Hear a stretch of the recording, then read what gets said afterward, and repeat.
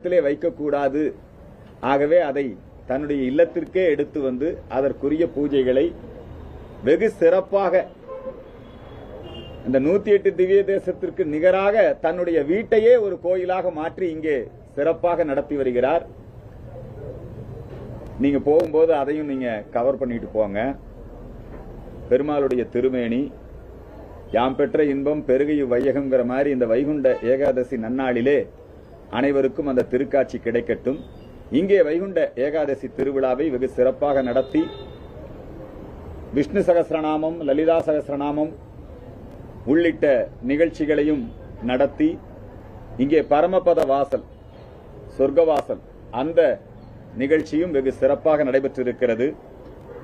இந்த சக்தி divine group இதன் மூலமாக 2000 குடும்பங்களுக்கு தேவையான பொருட்கள், ஒரு அரசாங்கம் செய்ய வேண்டிய வேலை, ரேஷன் பொருட்கள், உணவுப் பொருட்கள், உடை, ரேஷன் கார்டு மாதிரி அவங்களுக்கு அடையாள அட்டை கொடுத்து கடந்த 3 வருடங்களுக்கும் மேலாக 2000 குடும்பங்கள் பயன்பெற்று வருகிறது. அதே போல மகளிர் குழுக்களை உருவாக்கி அவர்களுக்கு கல்வி, வேலைவாய்ப்பு ஆகியவற்றை வெகு சிறப்பாக இந்த சக்தி டிவைன்ஸ் குரூப் நடத்தி வருகிறார்கள். மருத்துவ முகாம்களை நடத்தி வருகிறார்கள். ஒரு தலைச்சிறந்த ஆன்மீக அமைப்பாக செயல்பட்டு வருகின்ற இந்த சக்தி ஆன்மீக குழு நடத்தக்கூடிய இந்த வைகுண்ட ஏகாதசி திருவிழாவும் அதை ஒற்றி நடைபெறக்கூடிய இந்த நற்பணிகளும் வெகு சிறப்பாக நடைபெற வேண்டும் என்று நானும் உங்களுடன் இணைந்து இறைவனை இன்றைக்கு வேண்டிக் கொள்கிறேன். இந்த வைகுண்ட ஏகாதசி திருவிழா நாடு முழுக்க இருக்கக்கூடிய எல்லா பெருமாள் கோவில்களிலும் வெகு சிறப்பாக நடைபெற்று வருகிறது. ஸ்ரீரங்கத்தில் இன்னும் சிறப்பு.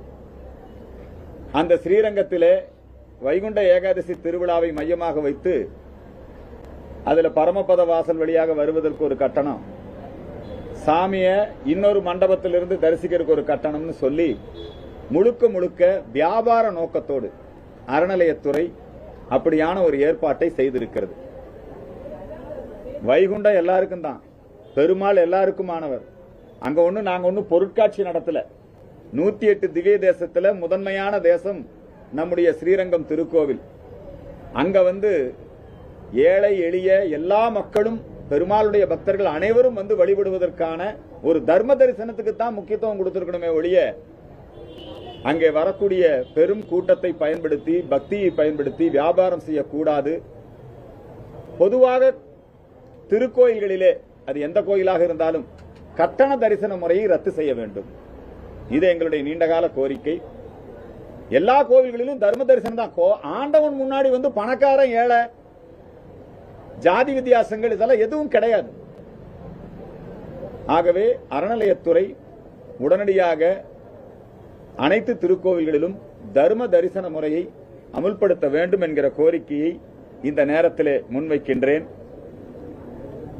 தமிழகத்திலே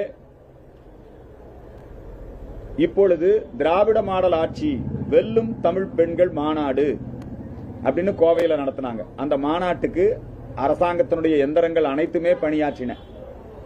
அந்த மாநாட்டுக்கு பாத்தீங்கன்னா போக்குவரத்துக்கு பயன்படுத்தக்கூடிய பேருந்து, மக்களுடைய பேருந்து, அந்த பேருந்துகள் எல்லாமே மாநாட்டு பணிக்காக திருப்பி விடப்பட்டு விட்டது. நேத்தெல்லாம் உடுமலை, பொள்ளாச்சி, கோவை இந்த பகுதியில் பெண்கள் பேருந்து கிடைக்காம ரொம்ப சிரமப்பட்டாங்க. எல்லாம் பூரா கட்சி வேலைக்கு போயிருச்சு பேருந்து பூரா. இப்ப வெல்லும் தமிழ் பெண்கள் அப்படின்னு சொல்லி நேத்து அவர் சொல்லுகிறார்.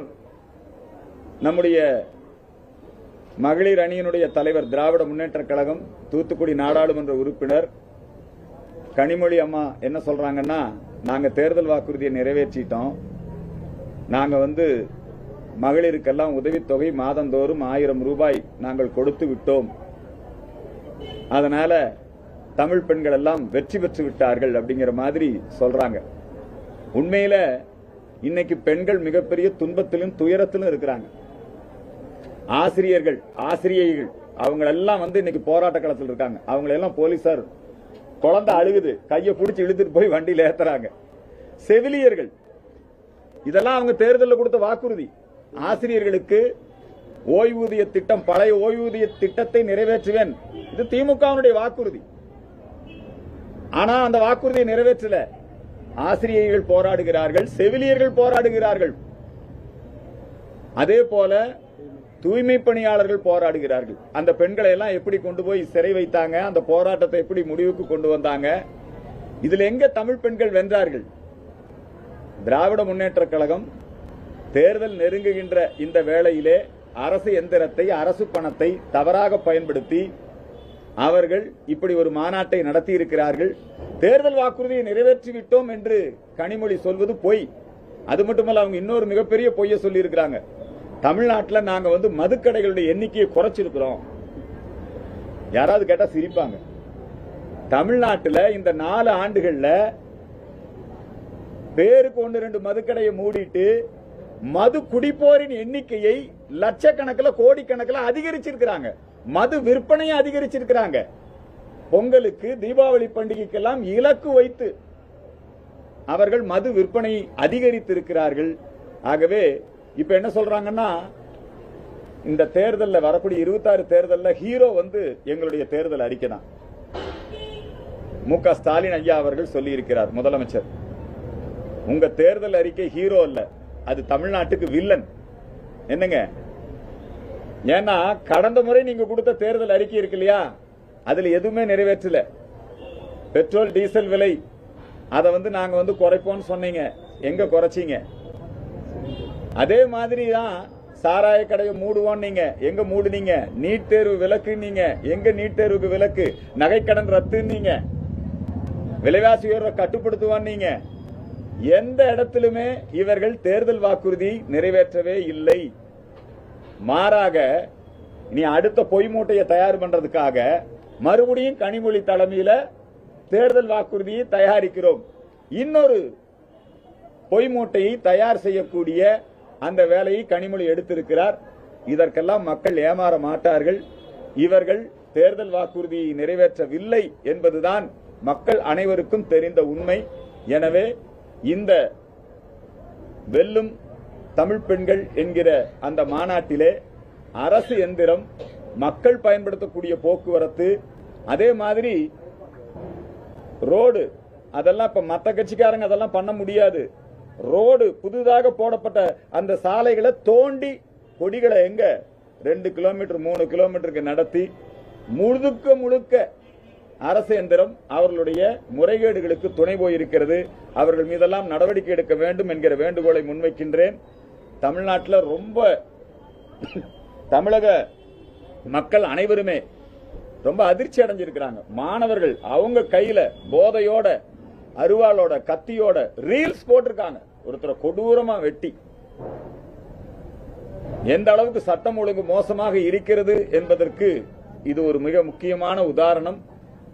அரசு மேல, போலீஸ் மேல பயமே கிடையாது. இந்த கலாச்சாரம் இருக்க, நான் கெத்து, நான் புள்ளிங்கோ, இந்த மாதிரியான கலாச்சாரம் அதிகரித்துக் கொண்டிருக்கிறது. இவர்கள் மீதெல்லாம் கடுமையான நடவடிக்கை எடுக்கணும். இந்த மாணவர்கள் மைனர்கள் அப்படிங்கிற காரணத்தினால என்ன ஆகி போச்சுன்னா, அவங்க எல்லாம் இல்லங்களுக்கு அனுப்பப்படுறாங்க. அந்த இல்லங்கள்ல போய் அவங்க இருக்கும்போது, சீர்திருத்த பள்ளிகள் இருக்கும்போது சரி திருந்தி வருவாங்கன்னு பார்த்தா இதை விட அதிகமான வில்லனா மாதிரி தான் வர்றாங்க. அதனால அரசாங்கம் இந்த விஷயத்திலே கவனம் கொடுக்க வேண்டும். இந்த கலாச்சாரம், பண்பாடு, நீதி போதனை, இத்தகைய கல்வி எல்லாம் இன்னைக்கு இல்ல. ஆன்மீகம், தேசபக்தி இவைகளெல்லாம் மக்கள் மத்தியிலே சொல்லிக் கொடுப்பதில்லை. இதன் காரணமாக தமிழகத்திலே மிக மோசமா இந்த டாஸ்மாக் கலாச்சாரம், போதை கலாச்சாரம் இது அதிகரித்துக் கொண்டே இருக்கிறது. நேத்து கூட பாருங்க, மெத்தபடமைன் தமிழ்நாட்டில் பிடிபட்டிருக்குது. நீங்க ஜாபர் சாதிக் அவர் மிகப்பெரிய அளவிலே போதைப் பொருள் கடத்தலிலே ஈடுபட்டு மத்திய அரசு கைது செய்து, போதைப் பொருள் தடுப்பு பிரிவு அவரை கைது செய்தது. அதுக்கப்புறம் அவர் கட்சி விட்டு நீக்கினாங்க. ஆனாலும் கூட தமிழகத்திலே இந்த போதைப் பொருள் கலாச்சாரம் அதிகரித்துக் கொண்டே இருக்கிறது. இது குறித்து கடும் நடவடிக்கைகளை எடுக்க வேண்டும் என்கிற கோரிக்கையை முன்வைக்கின்றேன். வருகின்ற ஜனவரி 12 சுவாமி விவேகானந்தர் தேசிய இளைஞர் தினம். அன்றைய தினம் அதே போல பொங்கல் பண்டிகை, இந்த 2 நாட்களிலுமே தமிழகத்திலே டாஸ்மாக் மதுக்கடைகளை மூட வேண்டும். இந்து மக்கள் கட்சியின் சார்பிலே நம்முடைய இளைஞர்களை போதைப் பொருளிலே இருந்து விடுவிக்க, குடி நோயிலிருந்து அவர்களை விடுவிக்க தமிழகம் முழுக்க இந்து மக்கள் கட்சி சார்பிலே போதை பழக்கத்திற்கு ஆளானவர்களை மீட்பதற்கான முகாம்கள், அவர்களுக்கான சிகிச்சை இலவசமாக வழங்கப்படும். மதுக்கடைகளை நிரந்தரமாக மூடக்கோரி நம்முடைய நிகழ்ச்சிகள் நடத்தப்படும். பொங்கல் விஷயத்தில் பாத்தீங்கன்னா, பொங்கல் என்பது ஒரு ஹிந்து பண்டிகை. முதல் நாள் போகி பண்டிகை, இந்திரனுக்கு பொங்கல். அதுக்கு அடுத்தது சூரியனுக்கு பொங்கல். தை மாதம் முதல் நாள் உழவர் திருநாள் என்று சொல்லுகிறோம். அதுக்கு அடுத்த நாள் மாட்டு பொங்கல். இந்த பொங்கலை பாத்தீங்கன்னா ஒரு ஆளை மதம் மாத்துவாங்க, ஒரு மனிதனை மதம் மாத்துவாங்க, பேர் மாத்தி டிரெஸ் மாத்தி ஏதாவது ஒரு சடங்கு படி மதம் மாத்துவாங்க. ஆனா இந்த தமிழ்நாட்டில் திராவிட இயக்கமும் கிறிஸ்தவ நிறுவனங்களும் சேர்ந்து பொங்கல் பண்டிகையவே மதம் மாத்திட்டான். தமிழருடைய கலாச்சாரம், பண்பாடு, பாரம்பரியம் இதையவே கிறிஸ்தவ மதத்திற்கு மாற்றக்கூடிய ஒரு முயற்சியை தொடர்ந்து செய்து வருகிறார்கள். சமத்துவ பொங்கல்ங்கிற போர்வையில அரசாங்கம் பொங்கல் பரிசு கொடுக்குது. அது 3000 கொடுப்பாங்களா 5000 கொடுப்பாங்களா என தேர்தல் பக்கத்துல வருது. அதனால பணம் கொடுக்கணும். மக்கள் பணத்தை எடுத்து, அரசு பணத்தை எடுத்து இப்படி கொடுத்து ஓட்டு வாங்கிக்கலாம் அப்படின்னு தான், பணபலத்தை நம்பிதான் அவங்க இன்னைக்கு கட்சி நடத்திட்டு இருக்காங்க, ஆட்சி நடத்திட்டு இருக்காங்க. அதனால அந்த பொங்கல் பரிசு கொடுக்கும்போது யாருன்னா பொங்கல் கொண்டாடணும் கொடுத்தா பரவாயில்ல. இப்ப ரம்ஜான் பரிசு இஸ்லாமியர்களுக்கு கொடுங்க. கிறிஸ்தவ பரிசு அது கிறிஸ்தவர்களுக்கு கொடுங்க. இந்த பொங்கல் பரிசுங்கிற போர்வையில மத நல்லிணக்க பொங்கல்னு கூப்பிட்டு அவங்களுக்கெல்லாம் பொங்கல் கரும்பெல்லாம் கொடுத்து, இது ஒரு நாடகம். இது மக்களை ஏமாத்துறது, முஸ்லீம் கிறிஸ்தவர்களையும் ஏமாத்துறது. அவங்க பண்டிகைக்கு அவங்களுக்கு பண்ணுங்க. தீபாவளிக்கு வாழ்த்து சொல்ல மாட்டேங்கிறீங்க.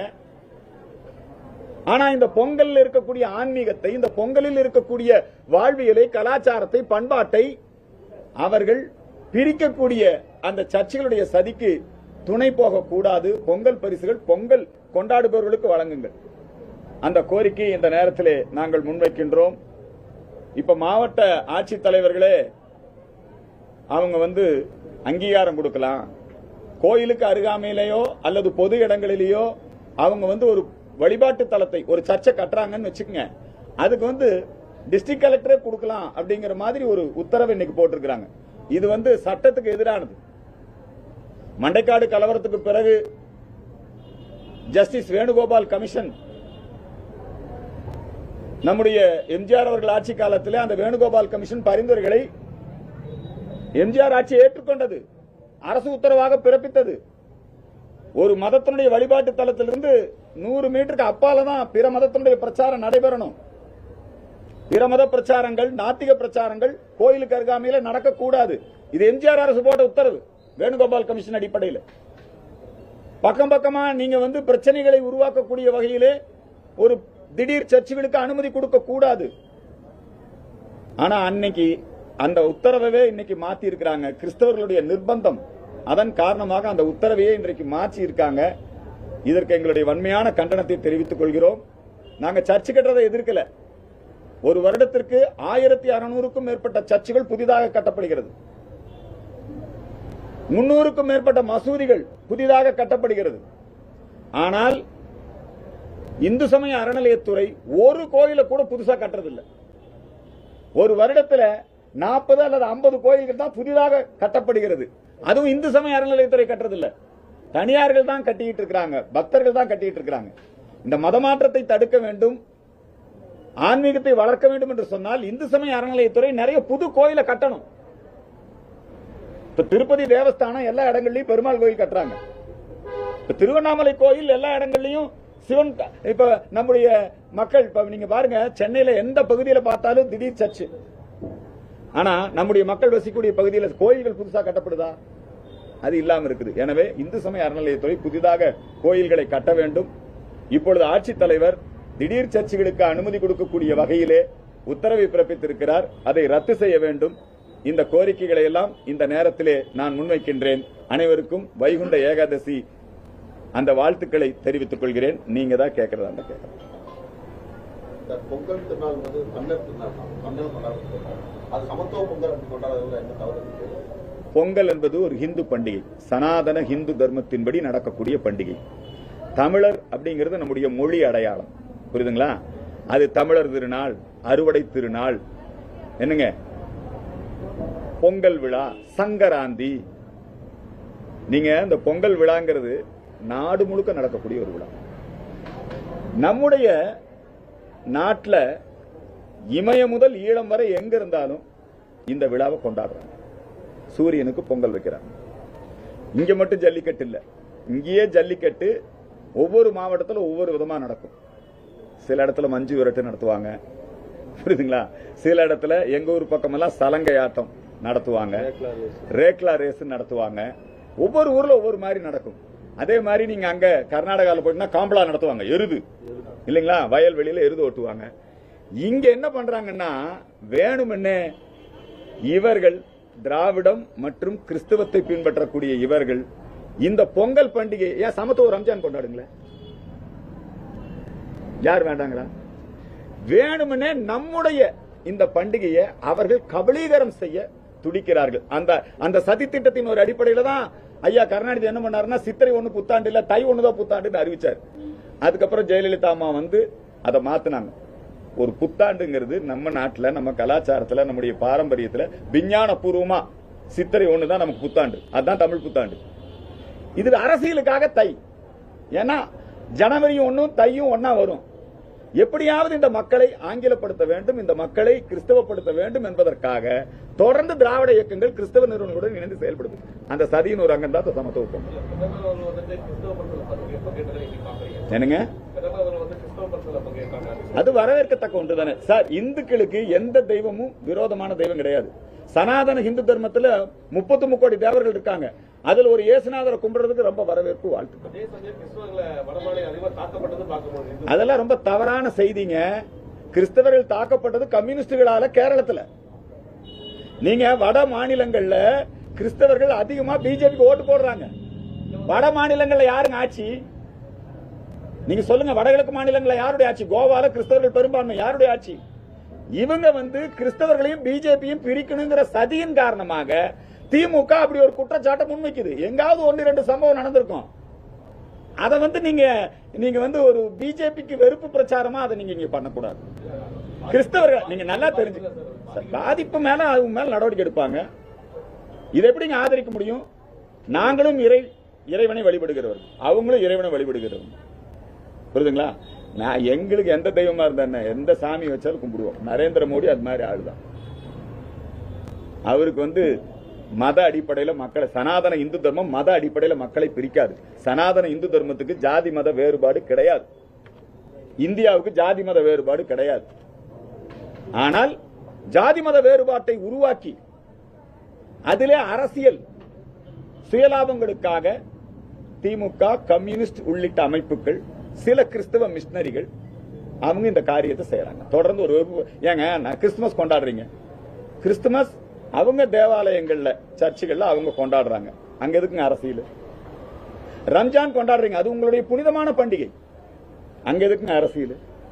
அங்க போய் அந்த விழால எல்லா அரசியல் கட்சி தலைவரையும் கூப்பிட்டு உட்கார வச்சு அங்க எதுக்கு இந்து மதத்தை திட்டி பேசுறீங்க? அங்க எதுக்கு இந்த கட்சிக்கு ஓட்டு போடணும்னு சொல்றீங்க? இப்போ தமிழ்நாட்டில் இப்ப இருக்கிற அரசியலே உதயநிதிக்கும் ஜோசப் விஜய்க்கும் போட்டி, மு.க. ஸ்டாலினுக்கும் திமுகவுக்கும் தாவேகாவுக்கும் போட்டி. யார் கிறிஸ்தவர்கள் ஓட்ட வாங்குறது? போட்டி போட்டுக்கொண்டு போய் கிறிஸ்தவ மக்களை ஏமாற்றக்கூடாது. நான் பண்ணல, அவரே ஜோசப் விஜய் தான் கையெழுத்து போடுறாரு. நான் பாராட்டுறேன், ஜோசப் விஜயை பாராட்டுறேன். தன்னை ஒரு கிறிஸ்தவன் என்று மிக தெளிவாக சொல்லுகிறார். நான் பாராட்டுறேன். நான் ஒரு இந்துன்னு பெருமைப்படுறேன், அவர் ஒரு கிறிஸ்தவன் பெருமைப்படுறாரு. அதுல என்ன தப்பு? அப்படி சொல்லாதீங்க. இல்ல இல்ல இல்ல, அவரே ஜோசப் விஜய் தான் சொல்றாரு. மிக தெளிவாக அவரு ஒரு பெரிய விழாவை நடத்தி, ஸ்டார் ஹோட்டல்ல ஒரு விழா நடத்தினார், கிறிஸ்துமஸ் விழா, அங்கேயே சொல்லிட்டாரு, புரியுதுங்களா? அதனால அது நீங்க ஜோசப் விஜய் அவர் கிறிஸ்தவராக இருப்பதில் நாங்களும் பெருமைப்படுறோம், அவரும் பெருமைப்படுறோம், அப்படியெல்லாம் ஒன்றும் பிரச்சனை இல்ல. இத வந்து இப்ப திமுக என்ன பயம் வந்துருச்சுன்னா, நாங்க ஏற்கனவே உதயநிதியை வச்சிருக்கிறோம். அவர் ஏற்கனவே தான் கிறிஸ்தவராக மாறிவிட்டதாக அறிவித்திருக்கிறார். கிறிஸ்துமஸ் விழால போய் தான் அறிவிச்சாரு. என் ஒய்ஃப் கிறிஸ்டியன், நான் கூட கிருத்திகானா இந்துன்னு நினைச்சிட்டு இருந்தேன். அவர் என்னங்கிறாரு, நான் கிறிஸ்தவரா மாறிட்டேன், சங்கிகள் வயிறு எரியிட்டுங்கிறார். எங்களுக்கு எதுக்கு வயிறு எரியுது? துர்காமா வயிறு தான் எரியணும், புரியுதுங்களா? எங்களுக்கு எந்த வயிற்றுச்சல் இல்ல. இன்னைக்கு மு.க. ஸ்டாலினும் உதயநிதியும் எல்லா கிறிஸ்தவ சபைகளையும் போய் வளைச்சு கட்டுறாங்க. அதே மாதிரி ஜோசப் விஜய் அவர் எல்லா கிறிஸ்தவ சபையிலையும் வளைச்சு கட்டுறாங்க. எப்படியாவது தமிழகத்தில் ஒரு கிறிஸ்தவ முதலமைச்சர் வந்துடணும் அப்படிங்கிற அந்த அடிப்படையில் அவங்க வேலை செய்யறாங்க. வரட்டும், அதுல ஒண்ணும் மாற்றம் இல்ல. தமிழ்நாட்டுல பிஜேபி துவக்கினதே ஒரு கிறிஸ்தவர் தான், ஜான். புரியுதுங்களா? ஆனா திமுக வந்து மக்களை பிரிக்குது. அது தப்பு. அரசியல் ஆதாயத்துக்காக கிறிஸ்தவர்களை நீங்க ஏமாத்துறீங்க. அது ரொம்ப தவறு. நம்முடைய தமிழ்நாட்டில் கிறிஸ்தவ சபைகள் இருக்கு பாருங்க, அவங்க வந்து எதற்காக அரசியல தலையிடணும்னு கேட்க. கூடங்குளத்துல அணு மின்சாரம் உற்பத்தி செய்யணுமா வேண்டாமா? கிறிஸ்தவ சபைகளுக்கு என்ன வேலை? உங்களுக்கு எதுக்காக சர்ச் இருக்குது? உங்களுக்கு எதுக்காக பைபிள் இருக்குது? உங்களுக்கு ஜீசஸ் இதா சொல்லி கொடுத்தாரு, மின் உற்பத்தியை எதிர்க்கணும். ஸ்டெர்லைட் ஆலை மூடணுமா வேண்டாமா? இதுதான் கிறிஸ்தவ வேலையா? இயேசுநாதர் இதா சொல்லி கொடுத்தாரா? கிறிஸ்தவ சபைகளுக்கு இதுல என்னங்க வேலை? ரோடு போடலாமா வேண்டாமா? துறைமுகம் வேணுமா வேண்டாமா? தென் மாவட்டங்களே இன்னைக்கு வளர்ச்சியில பின்தங்கி நிக்குது. ஒரு துறைமுகத்தை குளச்சல்ல உருவாக்குறதுக்கு கிறிஸ்தவர்கள் அனுமதிக்கல. கிறிஸ்தவ சர்ச்சுகள் அரசியலிலே தலையிடுகிறது. திமுகவை கிரிப்டோ கிறிஸ்தவ கட்சியா, ஏற்கனவே விடுதலை சிறுத்தையை கிரிப்டோ கிறிஸ்தவ கட்சியா மாத்தி வச்சிருக்காங்க. யாரு? எல்லாம் தமிழ் பேரு, ஆனா உள்ள பார்த்தா கிறிஸ்டினா இருப்பாங்க. இது வந்து கிறிஸ்தவ இந்த விஷயங்களை நாங்க விமர்சனம் பண்ணா என்னன்றாங்க, ஐயோ அர்ஜுன் சம்பத், எச் ராஜா எல்லாம் வந்து கிறிஸ்தவர்களை திட்டுறாங்க. நாங்க கிறிஸ்தவர்களை திட்டல. உங்க அரசியல் நடவடிக்கைகளை, உங்க ஆதிக்கத்தை தான் நாங்க சொல்றோம். ஜீசஸுக்கு எங்களுக்கு என்ன பிரச்சனை? நாங்க 63 நாயன்மார்ல ஒரு ஜீசஸை கொண்டு வந்து வச்சா அவருக்கு ஒரு கும்பிடு போட்டு போயிருவோம். கிறிஸ்தவ மக்கள் ஏமாறக்கூடாது. உங்களை அவர்கள் கட்சியிலே சேர்த்துக் கொள்வதற்காக அவங்க இந்த வேலையை பண்றாங்க. உங்களுக்கு ஓட்டு போடணுங்கிறதுக்காக இந்த வேலையை பண்றாங்க. வளர்ச்சி, தேசத்தினுடைய வளர்ச்சி அரசியலை முன்னெடுக்கிறார் மோடி.